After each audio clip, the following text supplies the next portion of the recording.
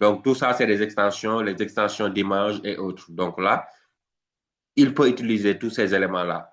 Il peut utiliser également des sources qui sont dans votre Drive, notamment avec votre Google Space. Donc là, il peut travailler avec des sources qui sont dans le Drive, ou bien des sites web, ou bien également des vidéos YouTube, ou bien copier-coller de texte. Vous avez un texte sur Word, vous le copiez, vous allez coller ça pour sélectionner. Maintenant, je précise également par rapport aux vidéos que vous avez dans votre machine. En fait, en tout cas, c'est peu recommandé d'utiliser des vidéos que vous avez dans la machine, dans la mesure où ça utilise une quantité énorme de ressources. Ça utilise également un temps record parce que ce n'est pas la même chose qu'avec les vidéos sur YouTube. Parce que pour que l'intelligence artificielle ou bien un autre même cadre de lecture de données vidéo puisse faire le travail correctement, il faut ce qu'on appelle la transcription.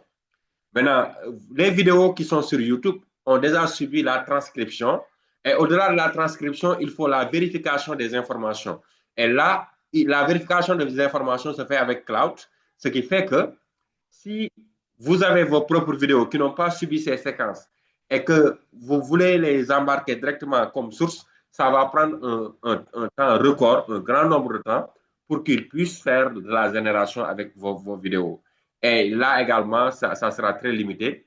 Ce qui est possible maintenant, c'est d'aller publier votre vidéo sur YouTube, bien que là-bas aussi, ça prend du temps. Mais une fois que vous avez publié, YouTube va générer en même temps de la transcription. Ce qui fait que si ce n'est pas trop compliqué, hein, le langage n'est pas trop compliqué, il va générer la transcription. Et maintenant, l'outil Notebook KLM va utiliser la transcription pour faire le travail. Donc, Google fait la transcription et la vérification. Donc, Notebook va sauter les deux étapes. Ce qui fait que la génération sera beaucoup plus rapide. Mais on va faire d'abord avec les fichiers PDF. Donc, je prends un document PDF. Voilà, je prends ici un document PDF. Donc, j'ai cliqué ici, hein, vous regardez bien. J'ai cliqué sur sélectionner un fichier. Voilà, dans quelques minutes, dans 5 minutes, la vidéo va couper. Donc, vous allez reprendre avec le même lien pour continuer le reste des travaux. Donc, on va terminer les 40 minutes qu'on a d'habitude. Ce qui fait que donc, on va relancer encore avec le même lien. Donc, ça ne sera pas la peine de prendre une pause comme on va travailler seulement 1 heure de temps. Donc là, sélectionnez un fichier. Une fois sur sélectionné un fichier, bon, je vais prendre ici un fichier. Voilà, je prends ici le fichier qui est là. Euh, bon, je vais prendre un fichier qui ne sera pas lourd. Donc, je prends par exemple le document qui est là. Voilà, qui est un poème. Je mets le document. Voilà. J'ai pris ça comme source. J'ai pris ce poème-là qui n'est pas lourd comme source pour faire rapidement les illustrations. Maintenant, une fois que je le prends comme source, la source sera chargée. Il est en train de charger ici la source. Donc là, vous le voyez, la source est déjà chargée. Maintenant, si la source est un document volumineux également, ça va prendre le temps que ça demande, hein, pour que la source puisse être chargée. Donc, ça prend autant de temps que cela demande pour que la source puisse être chargée. Mais là, vous voyez, la source est déjà chargée. Quand il est chargé, il n'y aura plus de signe de téléchargement à ce niveau-là et il sera clairement indiqué que la source est chargée et vous le voyez, l'extension est en PDF. Et là, je peux ouvrir la discussion. Donc là, il y a la possibilité d'ouvrir la discussion. Et là, ici, il y a le studio maintenant qui contient les traitements que je veux faire avec Notebook. Notamment, on peut faire, c'est pourquoi je disais tout à l'heure que même quand on lit, on comprend rapidement ce que ça fait, hein. Résumé audio, ça dit ce que ça fait. Résumé vidéo, carte mentale, on a expliqué tout à l'heure ce que c'est carte mentale. Et rapport, pour produire un rapport avec les documents, fiche pédagogique, quiz, infographie, et maintenant faire une présentation. Donc là, ça vous facilite un peu ces aspects-là, les tâches qui sont dévouées à Notebook. Donc, quand on utilise Notebook, c'est pratiquement pour ces genres de choses.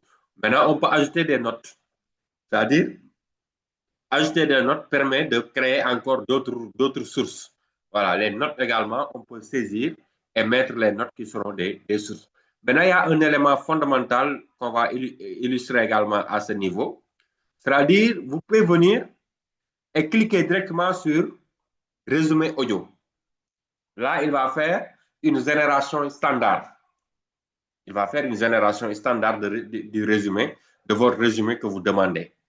Par contre, vous pouvez donner encore des consignes et des indications sur ce qu'il doit faire, sur ce que la machine doit faire. Donc là, au moins, vous fixez les idées de recherche de notebook. Ce qui fait que donc, là, quand vous quand vous cliquez sur le stylo qui est là, ou bien le stylet qui est là, donc une fois que vous cliquez là-bas, là, ça vous permet d'apporter des éléments de plus, des consignes de plus, notamment pour les résumés audio, pour les résumés vidéo, pour les quiz, pour les fiches d'apprentissage. Donc là, vous avez la possibilité pour l'infographie, pour les trisagements. Pour les rapports maintenant, c'est automatique. Pour les cartes mentales également, c'est automatique. Donc, comme les cartes mentales sont plus faibles, on va générer d'abord une carte mentale et fixer les idées d'abord sur les cartes mentales. Donc, les cartes mentales, parfois, ils ne demandent pas beaucoup de temps pour la génération de cartes mentales si vos sources ne sont pas trop gigantesques. Donc là, il a déjà terminé la génération de la carte mentale. Donc là, je peux cliquer maintenant pour voir la carte. Donc, la carte mentale, c'était un poème hein, qu'on avait écrit. Donc, le poème, l'intitulé, c'était Quai de Saint-Sylvestre. Donc là, voici la carte mentale, thème et contexte initial, arrivée et accueil. Voilà, salle, mascotte et la mission, voilà, synthèse et réflexion finale. Maintenant, ce qui est intéressant pour les cartes mentales, vous pouvez les télécharger. Mais attention, pour les cartes mentales, si vous les téléchargez sans pour autant les dépiler totalement, les étaler totalement, vous risquez d'avoir une partie de la carte, c'est-à-dire la partie qui est affichée tout simplement. Pour étaler la carte, il faut toujours appuyer sur les flèches de direction. D'accord? Ces flèches-là vous permettent d'étaler ou bien de réduire l'étalement de votre carte mentale. Donc là, regardez, je vais télécharger à ce niveau. Je télécharge la carte. J'ai envoyé le téléchargement. Il l'a déjà téléchargé, il est là. Donc là, je vais changer la méthode de partage d'écran. Voilà. Donc là, il a téléchargé la carte qu'on avait. Et là, je vais ouvrir la carte. Voilà, ce qu'il a téléchargé est là. Et là, vous voyez, quand je clique ici, ça ne se passera rien du tout. Donc, il a fait seulement le capture d'écran.